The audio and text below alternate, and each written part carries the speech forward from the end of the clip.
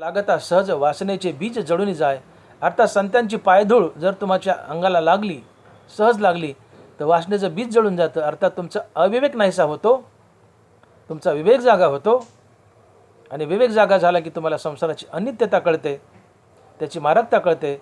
या संसाराला तुम्ही उलथंपालथं करून टाकून देता आणि नित्य अशा भगवंताच्या मागे लागता. आणि संसार टाकून देणं, संसाराची किळस येणं आणि फक्त भगवंताचं आवडणं हेच वैराग्य असते. अर्थात सद्वासनेने तुम्हाला वैराग्य लाभलं, वैराग्याने देव लाभला. सद्गुरूच्या कृपेने आत्मज्ञान होऊन तुम्ही मुक्त झाले. आणि म्हणून अविवेक हे वासनेचे बीज आहे, हे जळावं म्हणजे वासना कायमची जाते. पुन्हा मनात कुठलीच इच्छा निर्माण होत नाही. तुम्ही निरीच्छ होता, विरक्त होता. विरक्ती तुम्हाला देवाची प्राप्ती करून देते. आणि म्हणून महाराज म्हणतात की संत चरण रज लागता सहज वासनेचे बीज जळून जाय. ही सद्वासना म्हणजे निष्काम कर्म आणि निष्काम हरिनाम यांची बेरीज होय. जी ईश्वरार्पण बुद्धीने कर्म करते, जी फळाची आशा न करता कर्म करते, ती सद्वासना असते. ज्या वासनेला फलीची आहे, कर्म करून फळाची अपेक्षा करतो, ती कुवासना आहे. पण कर्म केलेत, फळाची अपेक्षा नाही आहे, ते कर्म भगवंताला अर्पण करतो, निष्काम भावनेने कर्म करतो, ती सद्वासना आहे. आणि सद्वासना तुम्हाला जन्ममरच्या फेऱ्यातून बाहेर काढते. हो. आणि म्हणून ही वासना दुर्मिळ आहे. महाराज बोलले की दुर्मिळ चराचरी सद्वासना. जसं परीस दुर्मिळ आहे, अमृत दुर्मिळ आहे, तसं सद्वासना दुर्मिळ आहे. ही पूर्व पुण्याने जर जागी झालीच हृदयात तर तुम्हाला देव भेटलाच म्हणून समजायचं. जसं गंगेला शेवट समुद्रच, तसं सद्वासनेला शेवट परमात्माच. तुम्ही मुक्त झालेच, परंतु ही हृदयात जागी व्हावी, तुमचं कल्याण होतं. अशी ही सद्वासना तुम्हाला देवाची प्राप्ती करून देते.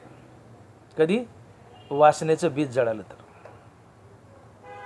आणि म्हणून निष्काम कर्म अधिक निष्काम हरिनाम बरोबर सद्वासना. आणि ही सद्वासना म्हणजेच वैराग्य. आणि अशा सद्वासनेला फक्त राम नामच आवडतं, दुसरं काहीही आवडत नाही.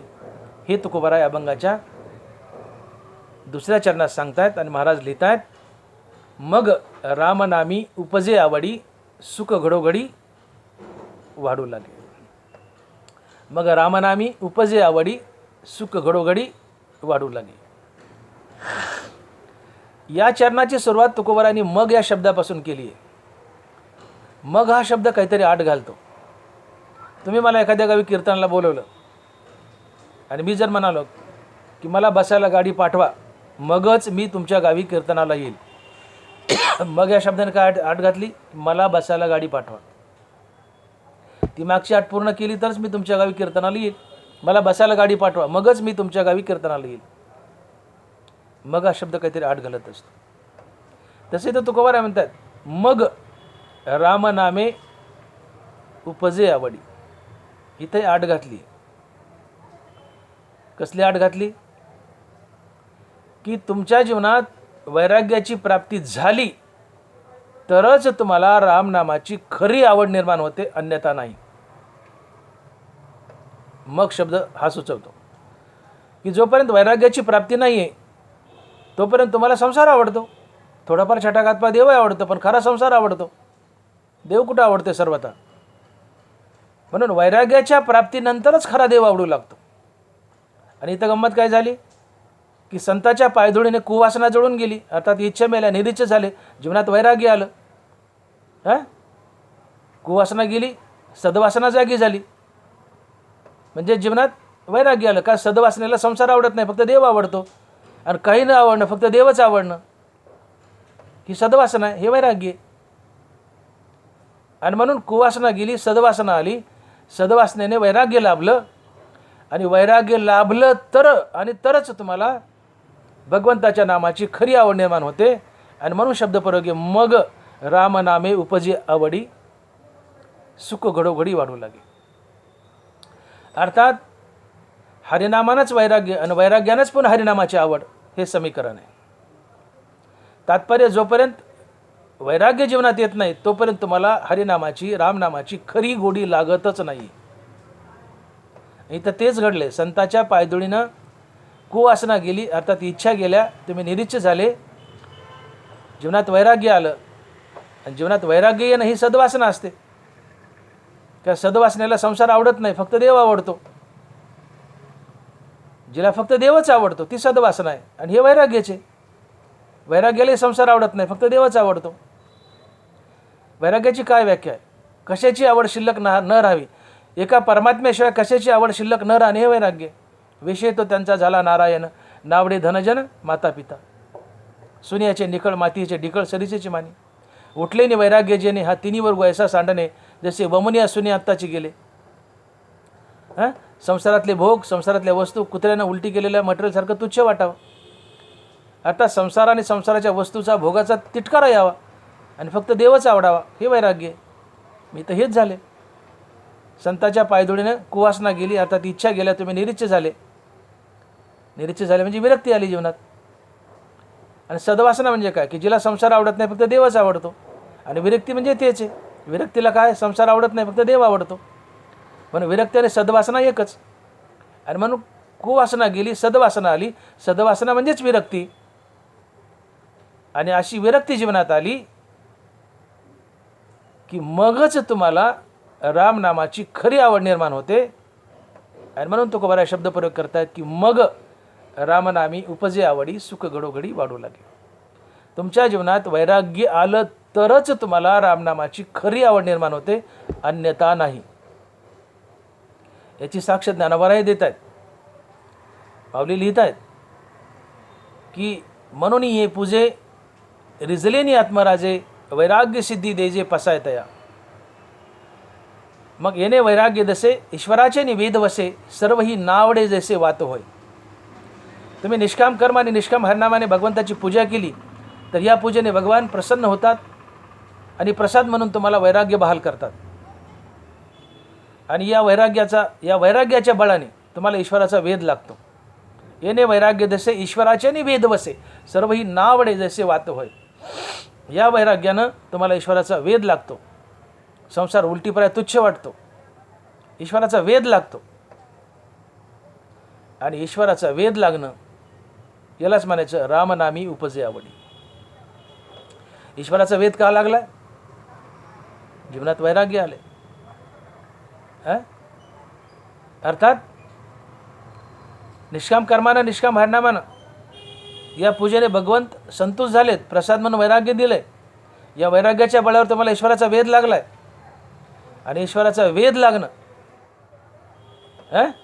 म्हणजेच रामनामाची आवड निर्माण होणं. रामनामे उपजे आवडी. ईश्वराचा वेध लागणं हेच रामनामी उपजे आवडी आहे. पण ईश्वराचा वेध का लागला? वैराग्यामुळं. अर्थात वैराग्यामुळे ईश्वराचा वेध लागला, अर्थात रामनामाची गुढी लागली. पर्यायानं वैराग्यामुळेच रामनामाची गुढी लागली. आणि म्हणून मी म्हणालो की जीवनात वैराग्य आलं तर आणि तरच आणि मगच तुम्हाला रामनामाची गुढी लागते, अन्यथा नाही. आणि म्हणून शब्दप्रयोग आहे मग रामनामे उपजी आवडी, सुख घडोघडी वाढू लागे. सुख घडोघडी वाढू लागली. आता तुमची कुवासना जळाली, तुमच्या हृदयात सद्वासना जागी झाली. सद्वासना म्हणजेच विरक्ती असते. त्या सद्वासनेला संसार आवडत नाही, फक्त देव आवडतो. या प्रक्रियेला विरक्ती म्हणतात. म्हणून सद्वासना म्हणजेच वैराग्य. आणि हे वैराग्य जीवनात आलं मगच तुम्हाला रामनाम आवडतं. मग रामनामे उपजे आवडी. मग आता रामनाम आवडू लागलं की पुढं फायदा काय होतो? सुख घडोघडी वाढू लागे. जोपर्यंत रामनामाची आवड नाही आहे तोपर्यंत जीवनात सुख चढतं नसतं. सुख चढतं असावं. सुखाशी चढावा असणे जेणे सुख चढतं असावं. सुख घडोघडी वाढू लागे. भगवंताची आवड निर्माण व्हावी, भगवंताच्या नामाची आवड निर्माण व्हावी, परमार्थ आवडीचा असावा. सुख चढतं असतं, वाढत जातं. परमार्थ हा सवडीचा नसावा किंवा नडीचा नसावा. नड पडली, अडचण आली, देवाची सेवा करायची हे कामाचं नाही. सवड मिळाली, देवाची सेवा करायची हे कामाचं नाही. परमार्थ नडीचा, सवडीचा नसावा, परमार्थ आवडीचा असावा. आणि जिथं आवडीचा परमार्थ आहे, हां अलग लक्षामध्ये, जिथं परमार्थ आवडीचा, आवडीने भावे हरिनाम घेसी, असा परमार्थ असावा, परमार्थ आवडीचा असावा. जिथं आवडीचा परमार्थ आहे तिथे सुख चढतं असतं, घडोघडी वाढत जातं. आणि म्हणून संसारात सुख नसतंच आणि असलंही थोडंफार, विषयात संसारात सुख नसतं आणि असलंही थोडंफार, तर ते भगवंतामुळेच मिळालेलं असते. तिकडे जायला नको, आता विषयांतर होईल. संसारात सुख नसतंच आणि असलंही थोडंफार, तर ते घटत जातं. ते रामनामानेच मिळालेलं असतं आणि ते संसारात घटत जातं. परंतु परमार्थात मोक्षात सुख वाढत जातं. परमार्थात मोक्षात सुख वाढत जातं. सुख घडोघडी वाढू लागेल. मोक्षात म्हणण्यापेक्षा संत पदात सुख घडोघडी वाढत जातं. मोक्षात एकदा तुम्ही ब्रह्मस्वरूपात लीन झाले की आहे तितक्या सुखात लोळत असतात, पण संत पदात हे सुख वाढत जातं. संसारात घटत जातं, मोक्षात आहे तेवढं स्थिर राहतं, पण संत पदात सुख वाढत जातं. आणि म्हणून रामनामी मग रामनामी उपजे आवडी, सुख घडोघडी वाढू लागेल. एकदा रामनामाची आवड निर्माण झाली, आवडीने सातत्याने रामनाम घेऊ लागले की सुख हे घडोघडी वाढत जातं. हा नामस्मरणाचा महिमा आहे, हा संतपदाचा महिमा आहे. आणि म्हणून संतपद मोक्षाच्या पुढचे चौपुरुषार्थ श्री भक्ती जैसी. मोक्षात सुख स्थिर आहे, पण संतपदात भक्तीमध्ये सुख वाढत जातं. सुखाची व्याख्या ज्ञानोबा करतायत की किंबहुना सोये जीव आत्मयाची लाहे, ते जे होय तया नाव सुख. आणि ऐशी अवस्था न जोडिता पार्था, जिजे ते सर्वता दुःख जाणे. कुठल्याही कारणामुळं, त्यातली त्यात हरिनामामुळं ज्यावेळेस तुमचं मन अंतर्मुख होतं, त्यावेळेस अंतर्मुख झालेलं मन हृदयस्थ रामाला जाऊन भेटतं. मन आणि हृदयस्थ राम यांच्या भेटीतून मनाला स्थिरता लाभते आणि मनाच्या या स्थिरतेतून येणारा अनुभव हे सुख असते. आणि मग ज्यावेळेस तुम्ही अखंड रामनाम घेऊ लागता आणि आवडीने घेऊ लागता, त्यावेळेस तुमच्या मनाची अंतर्मुखता ही अखंडपणे टिकून असते आणि अखंड अंतर्मुक्तेतून तुम्हाला अखंड स्थिरता लाभते आणि अखंड स्थिरतेतून सुख घडोघडी वाढत जाते. कारण आता तुमचं मन हृदयाच्या डोहात बुडाले, परमात्म्याशी एकरूप झाले, तुम्ही रामनाम घेत आहेत, मन अंतर्मुख झाले, हृदयस्थ रामाला भेटले. मन आणि हृदयस्थ राम यांच्या भेटीतून मनाला स्थिरता लाभली आणि कायमची स्थिरता लाभली. तिथं मनाची अत्यंतिक निवृत्ती झाली, मन कायमचं भगवंताला भेटले आणि भगवंताला भेटून कायमचं स्थिरावलं आहे. आणि ज्यावेळेस मन कायमचं स्थिरावतं त्यावेळेस तुम्हाला कायमचं सुख येतं, नवे घडोघडी सुख वाढत जातं. पण मनाची स्थिरता हेच सुख आणि या मनाच्या स्थिरतेतून, मनाच्या कायमच्या स्थिरतेतून कायमचं सुख, नवे घडोघडी तुमचं सुख वाढतही जातं. आता ते कायमचं स्थिरावले. कारण जसं तानया लागती झटे, ते तर अधिकच पाना फुटे. गायीच्या वासरानं किती डुसण्या मारल्या गायीच्या कासेत, तर गाय अधिक पाना सोडते, त्या वासराला संतुष्ट करते. तसंच तुम्ही जितकं अधिक रामनाम घ्याल तितका भगवंत अधिक संतुष्ट होतो आणि अधिक सुखाचा पाना तुम्हाला सोडतो आणि तुमचं सुख घडोघडी वाढत राहतं. सुख का वाढतंय? जसं वासरू किती डुसण्या मारो कासेला, ती राग मानवत नाही, ती अधिक पाना देते. तसं रामनाम, ती संतुष्ट होते गाय. तसं रामनामामुळे, अधिक रामनामामुळे, अखंड रामनामामुळे भगवंत संतुष्ट होतो आणि अधिक प्रेम पाना देतो. तुमचं सुख वरचेवर चढतं असते. एक कारण. दुसरं कारण, रामनामानं मन अंतर्मुख झाले, मन आणि हृदयराम यांची भेट झाली, मनाला कायमची स्थिरता लाभली आणि मनाची कायमची स्थिरता हेच सुख असतंय. सुख घडोघडी वाढत जातं. आणि तिसरं कारण, जो अखंड रामनाम घेतो, आता हा असा महात्मा विरक्तीतून अखंड रामनामाकडे आला ना, ज्याच्यामध्ये विरक्ती आहे, मग रामनामाची आवडी. रामनामाची अखंड आवड विरक्तीमुळे आली, असा महात्मा विरक्तच असतो, असा मनुष्य विरक्त असतो.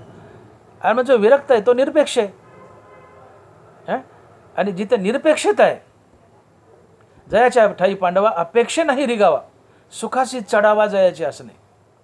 ज्याच्या ठिकाणी कुठली अपेक्षाच नाही, तिथं सुख वरचेवर चढत जातं. ज्ञानोबा बोलतात, जयाच्या ठाई पांडवा अपेक्षा नाही रिगावा, सुखाशी चढावा जयाची असणे. आणि सुखाची चढावा म्हणजे सुख घडोघडी वाढू लागे. आता तुम्ही विरक्त आहेत, निरीच्छ आहेत, कुठलीच अपेक्षा नाही आहे, मग तुम्हाला दुःख मिळण्याचं कारण काय? वरच्यावर सुख वाढत जातं. अर्थात संतांच्या जीवनात सुख वरच्यावर चढत जातं, किंवा संत जिथं थांबलाय तिथं सुख वरच्यावर चढत जातं. दोन्ही अर्थ होतात. सुखाशी चढावा, जयाचे असणे. आणि म्हणून सुख वरच्यावर वाढतंय. कशामुळे? आवडीने रामनाम घेतलं तर. आणि आवडीने रामनाम का घ्या वाटतं? जीवनात वैराग्य आले. आणि म्हणून हे समीकरण लक्षात घ्या की संताच्या पायधुळीनं कुवासना जळते. अर्थात वासनेचं बीज जे आहे तो अविवेक जळतो, त्यातून विवेक जागृती होते. आणि विवेकामुळं आसार प्रपंच टाकून देता सार अशा भगवंताच्या मागे लागता.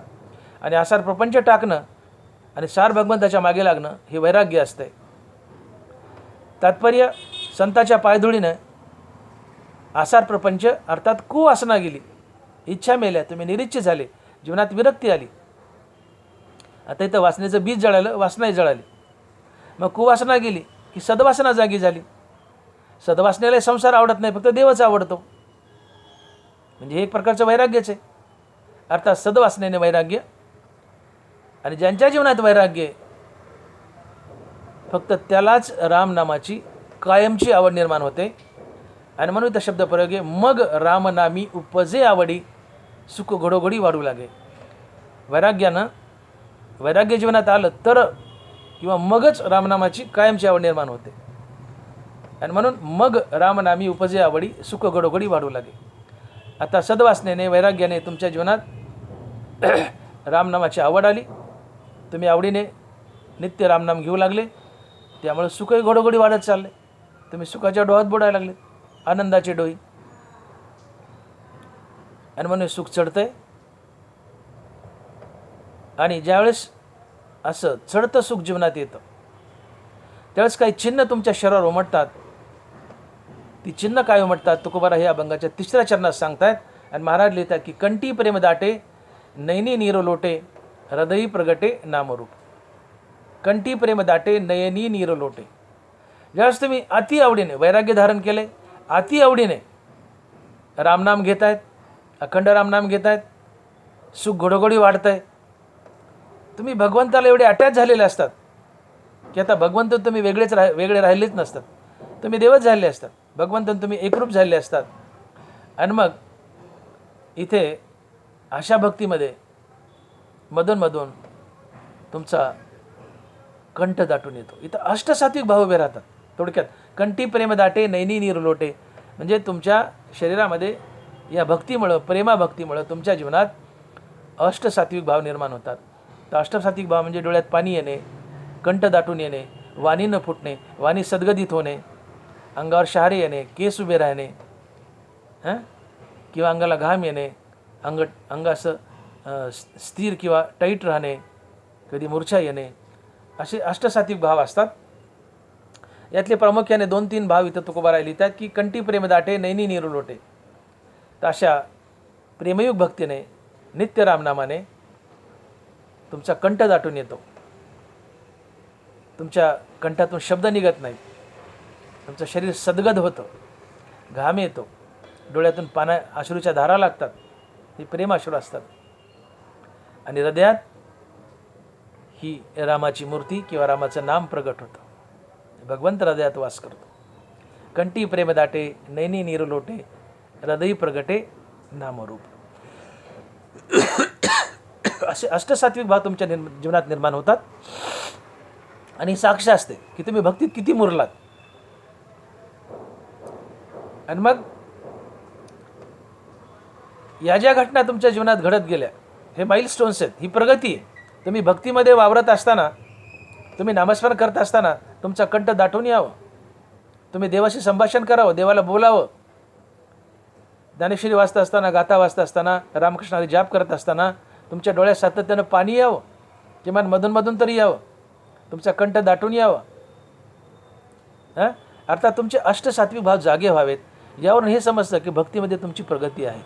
तुम्ही भगवंताच्या अतिजवळ गेले आणि कंठ दाटून आला नाही, डोळ्यात पाणी आलं नाही भगवंताचं नाम घेताना, भक्ती करताना, ज्ञानेश्वरी गाथा वाचताना, तर आपण भक्तीमध्ये फार मागे रेंगाळतो आहे. याला आपण माइलस्टोन म्हणलं तरी चालतं. जसं आमच्या लहान मुलं असतात, सुरुवातीला ते उलतं पालतं होतं, मग रांगतं, मग उठून उभं राहतं, चालतं, बोलतं. These are called the milestones आमच्या मेडिकल भाषेमध्ये. तसे हे माइलस्टोन असतात की आपली भक्तीमध्ये काय काय प्रगती झाली. जेव्हा अष्टसात्विक भाव जागे होतात त्यावेळेस आपले माइलस्टोन्स त्या लहान मुलासारखी प्रगती चालली आहे. रांगणारं उभं राहिलं, उभं राहणारं बोललं, बोलणारं पळायलं, ही प्रगती. तशी भक्तीमध्ये प्रगती असावी. अष्टसात्विक भाग जागे व्हावेत, अष्टसात्विक भाग जागे व्हावेत. हे हे हे सुचवतं की तुम्ही भगवंताच्या अतिजवळ गेले. तसं मग अखंड रामनाम घेऊ लागले, सुख घडोघडी वाढतंय, तुमच्या शरीरावर अष्टसात्विक भाग जागे होतात, तुमचा कंठ सद्गत होतो, वाणी फुटत नाही, प्रेमानं दाटून येतो, डोळ्यातून पाण्याच्या धारा वाहू लागतात, हृदयात नाम प्रगट होतं भगवंताचं, भगवंताची मूर्ती प्रगट होते, भगवंत हृदयात राहायला येतो. अशी अवस्था जीवनात येते. आणि अशी अवस्था आली तरच समजावं आपली भक्तीमध्ये खरी प्रगती आहे. असं नाही आलं तर समजा आपण आहे त्या जागेत आहेत किंवा आपली अधोगती आहे. हे अष्टसात्विक भाग जागे व्हावेत. मन कंठी प्रेम दाटे, नैनी निरुलोटे, हृदय प्रगटे नामरूप. पण हे कधी घडेल म्हणले सगळं? शेवटच्या चरणात तुकोबाराय म्हणतात की तुका म्हणे साधन सुलभ गोमटे, परिउपतिष्ठे पूर्वपुण्य. हे सगळं तेव्हाच घडेल म्हणले. हे संताच्या पायधुळीनेच घडेल. संताची पायधुळी साधन सोपं आहे, पण हे कधी गोमटं आहे, सोपं आहे, पण कधी घडेल म्हणले? गेल्या जन्मातली पुण्याई पदरी असेल तर, अन्यथा नाही.